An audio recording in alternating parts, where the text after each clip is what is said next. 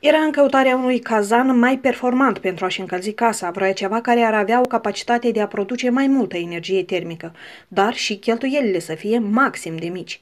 În una din discuții cu o rudă, aceasta i-a propus să urmeze exemplul altor state, unde lumea se încălzește de la baterii solare.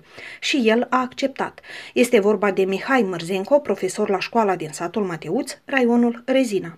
Am discutat cu un rudă de asoții și el mi-a dat ideea. Bă, uite, ar fi bine să faci anumit lucrul ăsta, zice, toată lumea trece la surse regenerabile, dar tu cauți cazan pe surse energetică solidă. Asta a fost tot imboldul. Ăla mi-a spus și eu, practic, în 3 zile am găsit tot pe internet, am dat peste oamenii în cauză, i-am chemat la Mateuț, au venit, s-au uitat, 3 zile au durat. Ei au discutat tot chestia asta, mi-au pus sarcina să-mi scot avizele de la rețele electrice și în 3 zile instalația a fost făcută. Adică lucrul a fost făcut exprompt, nici eu singur m-am așteptat că e așa de repede o să se întâmple. Mihai nu ascunde că de mai mult timp îl măcina gândul cum va reuși să-și asigure o bătrânețe mai ușoară, în special în timpul rece al anului. L-a intrigat mult soluția aplicată în Europa privind încălzirea spațiului locativ. Anii eu al lor, nu pot eu să-mi permit peste vreo 5-6 ani de zile să îmblu să mai tai lemne, să mai cumpăr cărbuni, adică din considerente economice, din considerente ecologice. În intențiile sale de a procura și a instala un mini-complex energetic, Mihai a fost susținut categoric de soție și copii. Mai mult ca atât, copiii m-au sfătuit când le-am spus ideea, copiii au fost așa care au spus categoric, fă și punct. Anterior, familia Mărzenco utiliza curentul electric doar la iluminarea casei și încălzirea apei. Având baterii solare, acesta a electrificat întreaga gospodărie. Ăsta e invertorul care transformă energia solară în energie electrică 220 de volți, care eu iau în rețea. El are capacitatea de 6 kW, eu am pus 5 kW. Persoana care mi-a instalat toate lucrurile astea mi-a spus că am posibilitatea să mai extind încă cu 1 kW, ceea ce mă gândesc în perspectivă să fac lucrarea asta. El mi arată zilnic cât produce și mi arată cantitatea de kilowatts, numărul de kilowatts care l-am încasat în rețea de când le-am pus și până la momentul de față. De exemplu, la ziua de astăzi, dacă eu din data de 28 iunie 2020 de când le-am pus, eu am încă vreo 100 de kilowatts de energie electrică în sold, comparativ cu ceea ce eu am consumat până la ziua de azi. Adică eu de la 28 iunie și până la ziua de azi, practic, energie electrică n-am plătit. Dacă să o luăm așa, pe debit-credit. Grație utilizării utilajului performant, gospodarul are posibilitatea să monitorizeze în permanență tot procesul tehnologic de producere a curentului electric. Bateriile solare, anual, dacă, după statistic, ceea ce mi-au spus specialiștii, trebuie să-mi aduc în cont 6.000 de kW. În ce perioadă? În an calendaristic. Adică de când le-am pus eu și până când le-am pus, eu la anul viitor trebuie să am 3000 kW. Acum ia pe invertor, eu am 2982 de kW deja și eu am jumătate de an de când le-am pus. Respectiv în cealaltă jumătate de an eu trebuie să încasez celelalte 3000 de kW. După spusele specialiștilor, eu ce am pus aici, mie trebuie să-mi asigur pe un an de zile căldura, apa caldă și toate cheltuielile de energie electrică. Datorită faptului că aparatajul care este instalat, invertorul și toată bucătăria asta electronică, eu am posibilitatea reală, în timp real, în timp real, să zic așa, să verific absolut temperatura care pe moment o emană soarele în raport cu bateriile solare. Când a fost ger, chiar acum în luna ianuarie, vreau să vă spun că utilajul respectiv a funcționat în regim ca astă vară, poate chiar și mai bine. Eu în luna ianuarie am avut o zi când am înregistrat 15 kW de energie electrică, când a fost un soare foarte puternic, când afară era frig, dar de fapt la streșină curge apă. Apoi în ziua aceea am înregistrat, bateriile solare mi-au dat 15 kW. Seara, chiar în ziua aceea, eu am încercat să deschid internetul să văd care e situația. Și am găsit pe internet că bateriile solare, practic, la o temperatură scăzută afară, cu soare puternic, ele lucrează mult mai bine ca când e temperatura ridicată afară și cu soare puternic.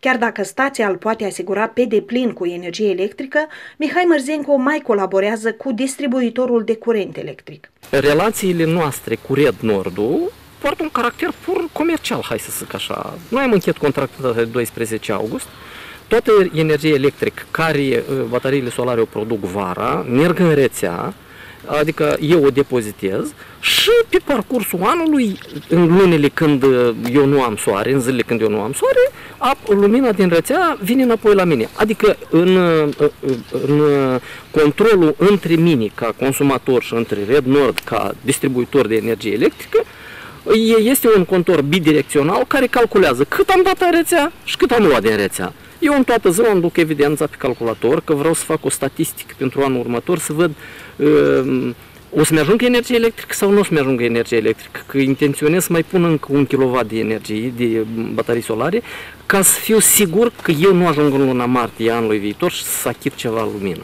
Fiindcă e o problemă. Trebuie adică să știu că am făcut facturile la zero și am pus punct chestia asta. Aici stai tot aparatul, aici e un vas de apă care o încălzește aparatul de acolo, pompele două în mâna apa încolo și mergem în casă și o să vă arăt în casă cum funcționează. Ăsta e boiler de apă caldă și ăsta e boiler pentru apa la căldură.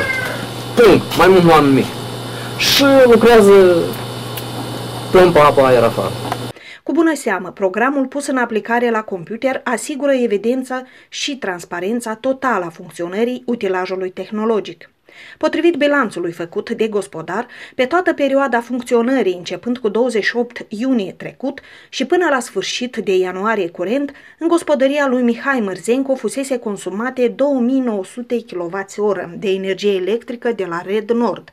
În același timp, stația lui Mihai furnizase în rețeaua Red Nord 1440 kWh. Din luna octombrie am început a induce evidența energiei electrice, care vine de la baterii și care o consumam eu. În așa fel încât eu îmi vedem zilnic, la sfârșitul zilei, seara, la 7, la 8, eu vedem diferențele cât îmi iesă. Spre exemplu, că în octombrie, la data de 12 octombrie, eu aveam consumat de la Red Nord 265 de kW, dar în rețea la momentul acela avem dați deja 1159 de kW. La sfârșitul lunii octombrie avem consumat de la Red Nord 504 kW, dar în rețea avem dați 1297 kW. Adică nicătând la faptul că eu consumam, bateriile la vremea aceea încă de la soare încă îmi dădea energie și eu făceam rezerve la Red Nord. La ziua de astăzi, dar asta e pe contor, de atâta că la mine se primește un decalaj mic. Noi am terminat lucrările cu panourile solare pe data de 28 iunie, dar au durat o lună de zile, o lună și jumătate procedura de formare a documentelor. Și invertorul la data de 1 noiembrie îmi arăta produs deja 2600 de kW. Adică eu, panourile solare, practic, mi-au asigurat lumina electrică pentru toată iarna. Numai că contractul cu Red Nord l-am făcut un pic mai târziu și respectiv o parte din energie electrică o plecat în rețea pe gratis. Ce am la ziua de astăzi? La ziua de astăzi, chiar acum, eu am consumat de la Red Nord 2900 de kW la ziua de azi și am dat în rețea 1440 de kW. Dar conform informației care ne-o prezintă invertorul, eu astăzi am dat în rețea 2980 de kW. Adică dacă aș fi încheiat contractul, când am dat panourile în exploatare cu Red Nord, eu astăzi avem încă 80 de kW în plus și mai avem încă pe 2-3 zile consum. Dacă ies din informația pe care o dețin eu la mână astăzi, înseamnă că eu pentru anul viitor, eu trebuie să ies cam cap la cap cu ceea ce produce panoul solar, cu ceea ce consum eu. Eu sper că lucrul ăsta trebuie să se întâmple. De aia și-am spus afară că intenționez să văd cum ies în primăvară și în dependență de faptul ce statistică o să-mi arăte și care o să fie rezultatele la produsul energiei electrice de câte panouri, în așa fel încât să mai pun încă 1 kW ca să asigur 100% casa cu energie electrică. Când a fost frigul, gerul cel mai mare, am ajuns la 33, 32. Într-o zi am avut și 44 de kW, că am mai făcut ceva lucrări suplimentare acasă. Adică am mai copt, asta dacă nu mă greșesc eu, e pe 16 ianuarie, da, am avut o nomastică. Și ca când a fost gerul, practic, noi am trecut la consum 37, 37, 43, 36, 36. Dar vă arăt și consumul care îi mai mic decât ăsta, finele lunii decembrie, e ca să vede. 19 kW, 27 kW, 29, 21. Adică, da, asta eu trebuie să recunosc că asta e consumul de energie electrică total casă. Asta nu e numai căldura. Cu un deosebit elan despre schimbările produse vorbește gospodina casei Oxana Mărzenco. Eu, ca gospodina casei, vreau să vă spun că suntem foarte mulțumiți că avem lumina noastră proprie. Deoarece nu ne uităm nici la consum, fiindcă panourile produc permanent, dar vreau să vă vorbesc despre plita care este conectată pe inducție. Adică este mult mai econom și mai rapid să pregătește bucatele la plita pe inducție, deoarece dacă am pune un ceainic cu apă să fiarbă la plita de gaz ori la plita electrică, ea fierbe de 3 ori mai greu. De exemplu, în 21 de minute fierbe ceainicul cu apă la gaz, dar la plita pe inducție în 7 minute el fierbe. Adică noi câștigăm în timp și totodată și econom, fiindcă plita pe inducție este mult mai economă ca plitele electrice. Adică nu consumă așa de mare de la electricitate. Și suntem foarte mulțumiți, fiindcă toată tehnica, toată aparatura este electrică la mine, adică îmi permit și rapid să pregătesc bucatele și econom. Chiar dacă a suportat cheltuieli considerabile, Mihai Mărzenco este ferm convins că s-a meritat să facă această investiție. Este o investiție și profitabilă din punct de vedere financiar. Aceasta însă a îmbunătățit substanțial și condițiile de trai. Investiția sigur că costă. Costă și costă nu puțin. Numai bateriile solare, dacă să o luăm, o costă 5.500 de euro. Sistemul de căldură, tot cu o parte din utilaj care l-am procurat, pompa, apă, aer și toate celelalte, adică ating și astea la vreo $4.000, fiindcă dincolo o mărs prețurile în euro, dincolo și o mărs prețurile în dolari. Am avut posibilitatea să fac ceva economii marginal la chestia dată, că o bună parte din lucrările le-am făcut eu personal. Adică cei ce sunt de instalarea țărilor, robinete, pompi, toată bucătăria asta am făcut-o eu. Am avut marele noroc și am dat peste niște oameni de treabă care mi-au făcut însă și sistemul respectiv, fiindcă datorită lor, eu practic am reușit ceea ce am făcut astăzi. Vreau să-i mulțumesc pe asta cale lui Gheorghe Cembir din Chișinău, care se ocupă cu problema dată de ceva ani. El are și el firma lui, se ocupă cu lucrurile astea destul de serios. Toate sfaturile care mi le-a dat el și eu n-am vrut să le iau, pe urmă oricum am ajuns la dânsele. Că am făcut-o ca moldovan, am crezut că sunt mai deștept ca cei care știu mai multe, dar până la urmă trebuie să asculți de omul care e specialist în domeniul respectiv. Investiția nu-mi pare rău că am făcut-o, fiindcă din câte vedeți, prin prejurul casei nu mai am lemne, eu am uitat unde e toporul, nu știu unde e pilca de lemne, nu știu ce e asta.